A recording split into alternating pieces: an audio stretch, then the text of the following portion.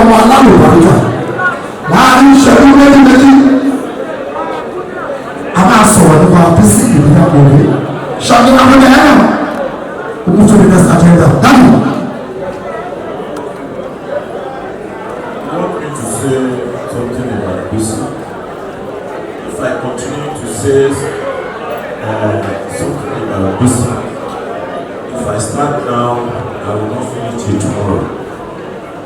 Why? Because she has been a wonderful child. Well, there is no doubt about Bisi's matter because tí bá sí kí n sọ Bisi rìn ní ọdún oṣù méje. Is that not wonderful enough? Kò lè rà kò fà kò ṣe kankan ọmọ mi kàn dìde níbi ọ̀nà ni ó lè ṣe katakata. Kí ló ṣẹlẹ̀?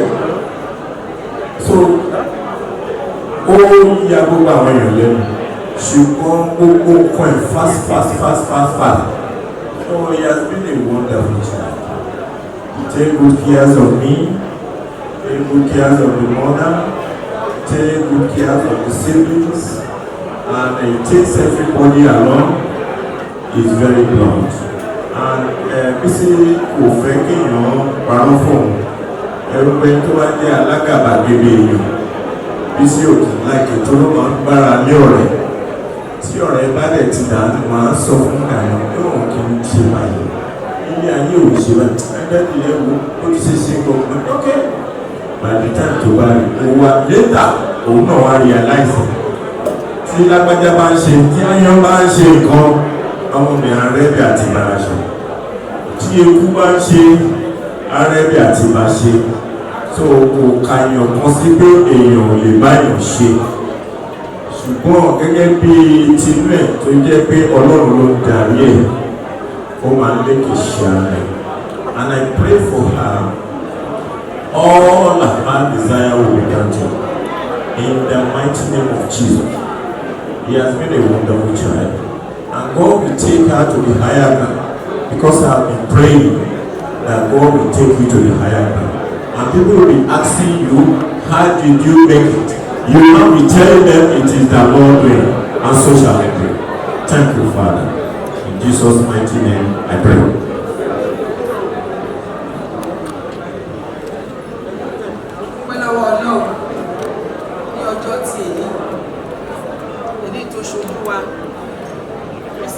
Bisi jẹ́ ọmọ kan tó láàánú,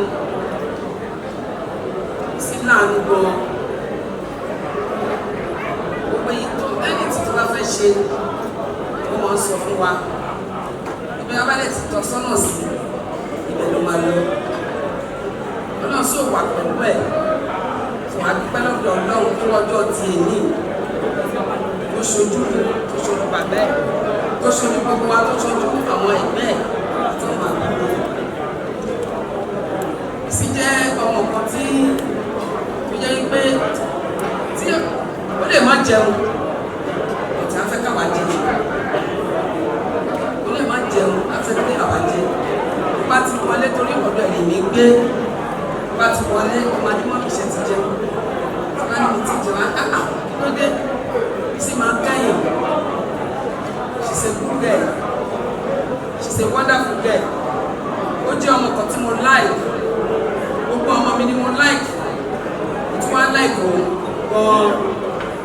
Ó tún jẹ́ ìyàwó bàbá ẹ̀, ó like bàbá ẹ̀ ju èmi lọ o.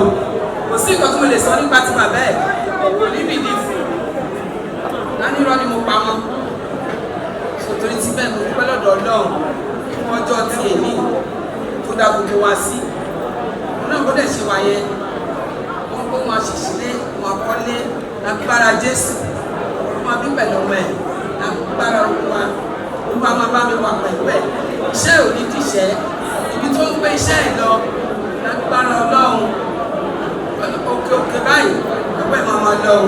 Ẹ ṣé mo dúpẹ́ o, thank you so much. Bí wọ́n ṣe ń sọ̀rọ̀ lórí sí àti wọ́n jẹ́ ìyá ìlú ó jọ ìyá ìlú ọlọ́gbọ́n. Sorry,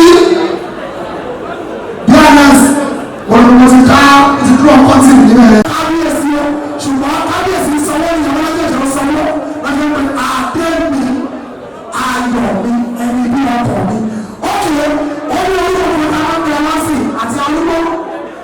sọmọdé wọ́n ti kàwé gbogbo lẹ́wọ̀ tẹ́lẹ̀ àpapọ̀ wọn gbé bí ẹ̀kọ́ wọn ní ọ̀ọ̀nì lọ́wọ́ ní ìpapọ̀ tẹ́lẹ̀ pẹ̀lú ìṣùgbà gbogbo àwọn ọmọ tẹ́lẹ̀ pẹ̀ wọ́n yẹn ó jẹ́ káwọn ọkùnrin máa ní ìfọ́ọ̀mù jì ní ẹ̀yin obìnrin láti èdè ìlú ẹ̀ṣẹ́ ìlú orúkọ tẹ́lẹ̀ pẹ̀ àwọn ọkọ yín tẹ́lẹ̀ bá dín láàárọ̀ ẹ̀pọ̀ wọn ní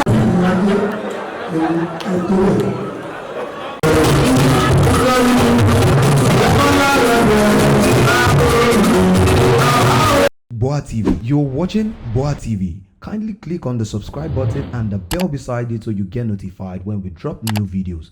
Thank you.